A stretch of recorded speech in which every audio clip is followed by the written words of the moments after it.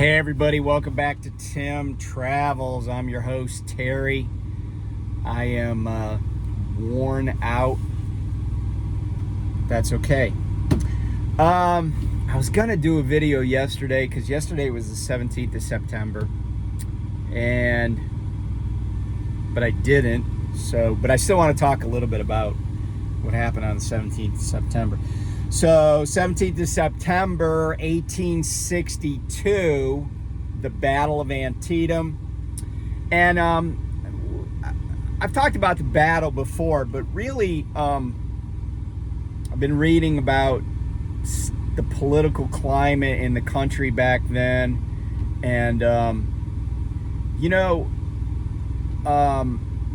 it was really interesting because Lincoln had already proposed the Emancipation Proclamation. He just didn't know when it was, going to go into effect necessarily. And the Southerners were trying to get the British and the French to recognize them. But the interesting thing about whether the British and Lord Palmerston, who was the British Prime Minister, he kind of had this idea that they might do it. And they kind of wanted the United States just to be broken up. But the interesting thing about it was there was this famous speech in 1858 by a Southern senator where the term King Cotton was coined.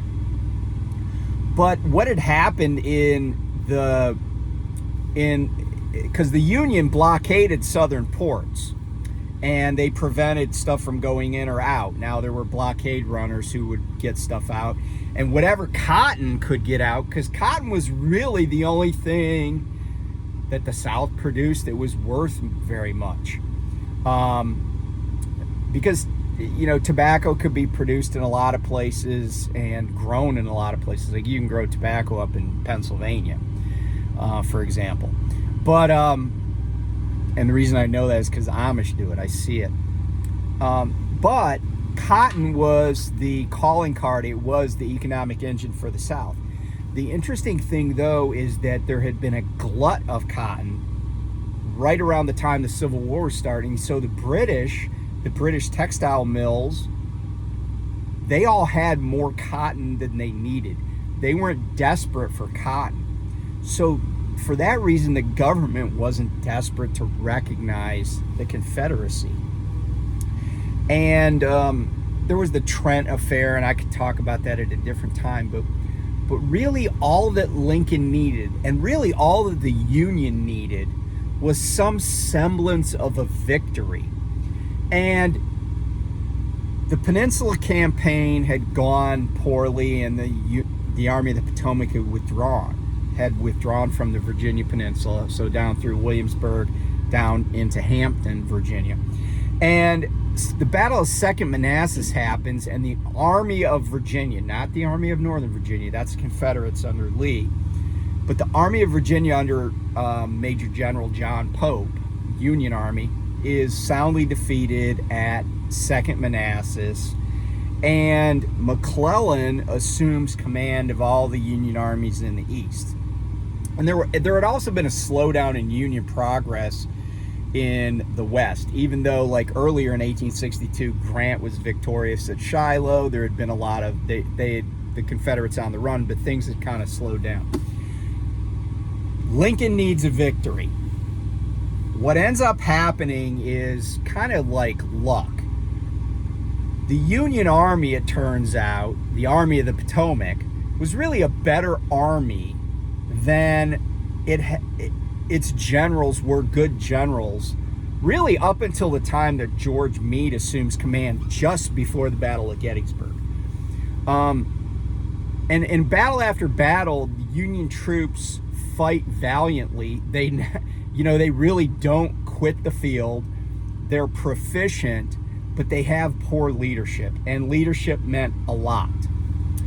And so at the Battle of Antietam, the only thing that really kept that battle from being a spectacular success and really crushing the Army of Northern Virginia, the only thing that kept that from happening was another Union leader, Ambrose Burnside. he fails to get his corps across Antietam Creek. And I've showed pictures of Burnside's bridge. Here, I'll put up a picture of Burnside's bridge just so we got that. But here's the thing. An entire Union corps is held up by a Confederate regiment. But it wasn't because the Confederates were like so awesome. They did hold the high ground. But it was because Burnside's leadership wasn't dynamic enough. There were ways to get across that creek besides that bridge. And, you know, had they just said, no, we are getting across there, come hell or high water, we don't care what it takes, we'll run across on 2 layers of our dead comrades, but we're getting this entire Union infantry corps across the bridge. Because once they did, they were able to get up those heights and get onto the field of battle. But had they done it like 2 or 3 hours earlier, had they not dawdled, had Burnside been super decisive and super forceful, the Union would have carried the field by a country mile. But Burnside's delay allowed A.P. Hill's division to come up from Harper's Ferry and basically save the Army in Northern Virginia from a rout at Antietam. And that, you know, but that was still enough to keep the British at bay and not decide to recognize the Confederacy. It was enough for Lincoln to issue the Emancipation Proclamation and say it was effective on the 1st of January 1863. And really, politically, I think, it was the beginning of the end for the Confederacy. There was never any doubt that the Union Army would prevail on the field at some point. Why? Because they just had more men and material. And all it was going to take is getting the right guy in charge. And that happened a little bit in 1863 when Meade became the commanding general of the Army of the Potomac. And then it happened even more when Grant became the commanding general, or the general-in-chief of all U.S. armies. Now, he campaigned with the Army of the Potomac, but Meade never relinquished command of the Army of the Potomac to Grant. Grant was his superior, but as general-in-chief, he took over for Halleck. So anyway, that's a little bit about that battle and its political aftermath. So something happened on the 19th of August in California on Interstate 80 that I thought was interesting, both from a trucking perspective and from the perspective of a guy that used to be a firefighter. And that was this. Hold on. A guy that works for Tesla was driving a Tesla electric truck from a facility of theirs in California, in Northern California, over to, I think they have a facility in Sparks, Nevada. And that pun will be intended. The guy was going to Sparks. He wrecks on I-80 near Immigrant Gap.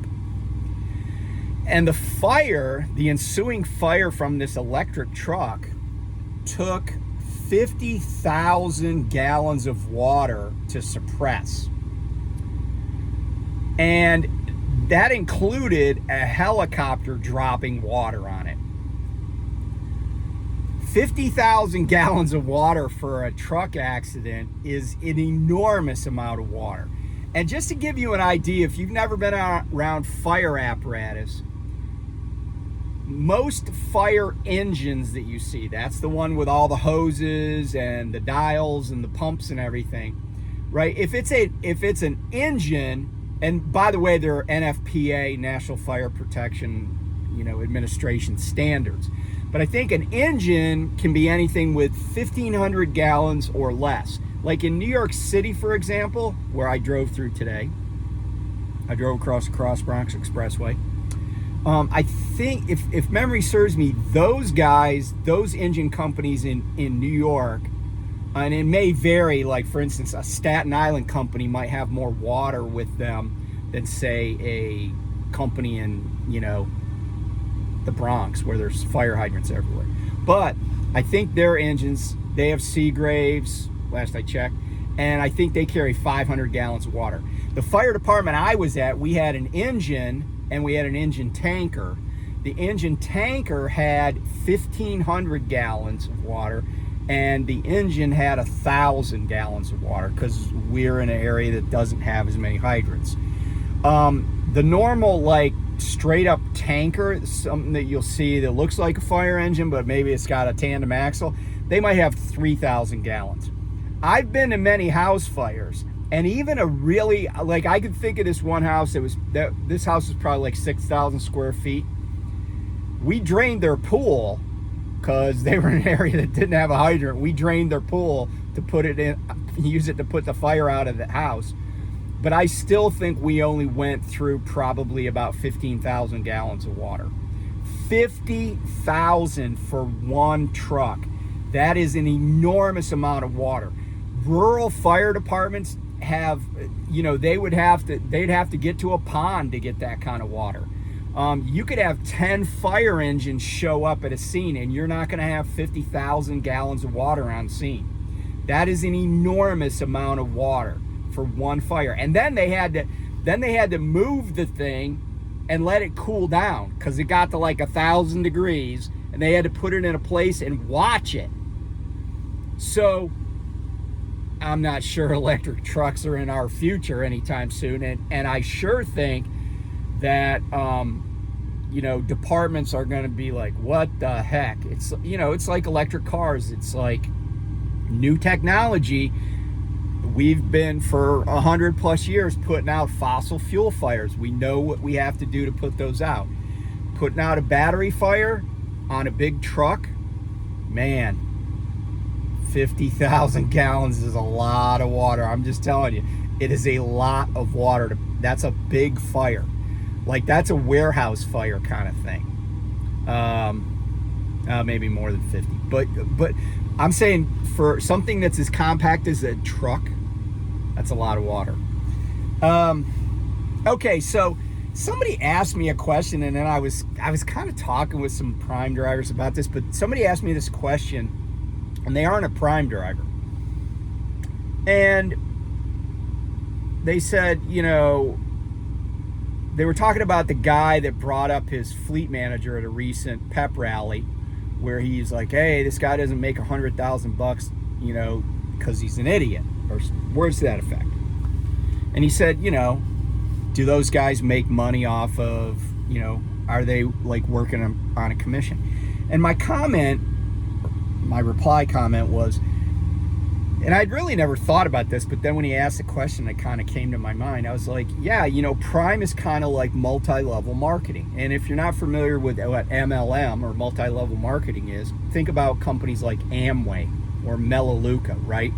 You recruit people to sell the products, do the job, and then you make money off of those recruits. And so the more recruits you get under you, the more money you're making, because their work is the work that they do is contributing to your compensation. So what do I mean when I say Prime is MLM? Well, first of all, what I'm describing is exactly what happens with, I take it back.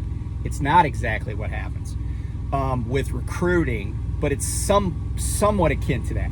So recruiting is like what I would call first level MLM. In other words, I'll give you a very real example. Lyle, my friend over No Hippie Trucking and Transportation, he recruited me. I used his driver code as a referral when I went to Prime. So Lyle made money, like he got $1,000 when I came to Prime, and he got money based on my mileage that I was driving, etc. But he didn't get anything from my son. I was my son's referral. I got money from my son, but Lyle didn't. In a true MLM situation, my son's work would also have been contributing to Lyle's compensation for recruiting. So it's first level MLM there. So it's dual, instead of multi-level, it's dual layer marketing, okay, on the recruiting side. But what about the rest of it? I've talked about these mechanics, right? Tire jockeys, whatever you want to call them, who you pull into inbound, and this doesn't happen at other companies that I know of, but I could be wrong because I haven't been at all these other companies. But anyway, you pull into like I gave the example, right? I pulled into inbound in Springfield, Missouri.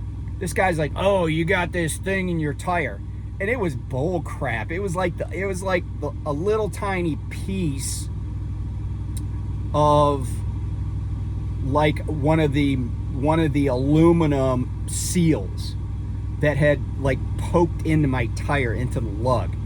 I was like, psh, I just pulled it out. And the thing was, I didn't think much of it until like after 2 days. I still hadn't gone to the tire shop because I couldn't get in there when I wanted to be awake. And I was like, wait a minute, why isn't my tire flat? And it turned out it was a whole bunch of nothing. But that guy got paid by making a referral. And because I went to the tire shop, came out of my money, right? He got compensated just for saying that.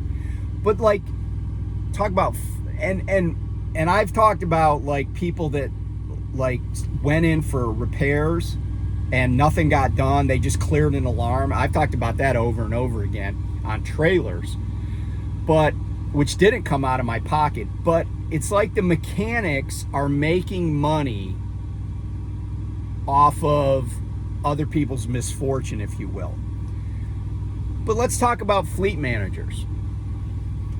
Fleet managers, if you leave Prime and you're a lease operator and you have some big debt, they eat part of that. But everything that you're doing while you're out on the road is putting money in their pocket. They're not working on salary. And if they have a salary, it's a small base salary. And everything else is based on how big they get their fleet. So they'll get their fleet as big as humanly possible in a lot of cases, because the more the merrier. Every person they got in their fleet that's producing is producing money for them. And this isn't to badmouth fleet managers or mechanics. It's the system they're in, right? And if you think about it, I said in a comment, it's a really brilliant system, right? Like the folks at Prime were able to create a system where everybody is making money by essentially squeezing the drivers. And if you got a lease driver, everybody's got their hand in your pocket. And, truthfully, it's not like they're hiding the ball. It's there to understand and to see. But it's pretty insidious in some ways because, like, for example, once they get a guy, and, there are probably some YouTubers out there like this, that, I've heard of YouTubers that are making 40, 50,000 a year from referrals. Well, okay, but, that really starts to limit their options. I mean, it's nice to have all that extra cash, right? I would like to have that. But do you think that those people are going to do anything that risks their job? No. Now, a lot of people would say, well, Terry's an idiot, right? Like he just runs his mouth and he says whatever he thinks, and they didn't want him there, which is true. All of that's true. But I can't imagine having a job where some huge chunk of change is only going to come my way if I keep people happy, like really happy.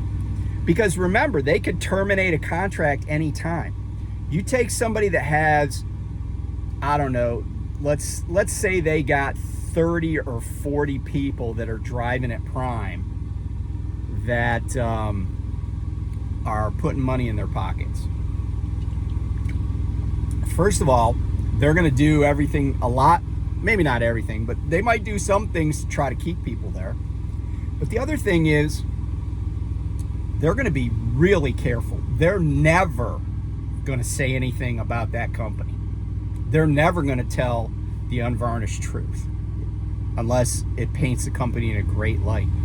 Now, the funny thing is, some of these people on YouTube, they don't even, they talk about, they're like, hey, come to Prime, come do this, do that. But they don't really talk about what it is they're doing at Prime. You know, they show off some lifestyle like they're just killing it, and they're not. They think they're killing it because they never killed it before. I'll just say that about it. But, you know, it's genius. The whole concept is genius.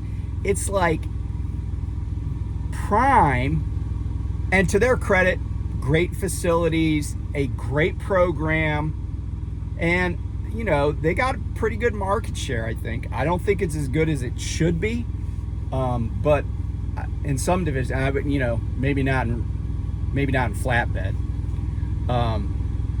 but, you know, at least on the reefer side, pretty good show going on there. But it's all predicated, everybody makes money by taking from the drivers. And, you know, it's like, and I don't know if even above the fleet manager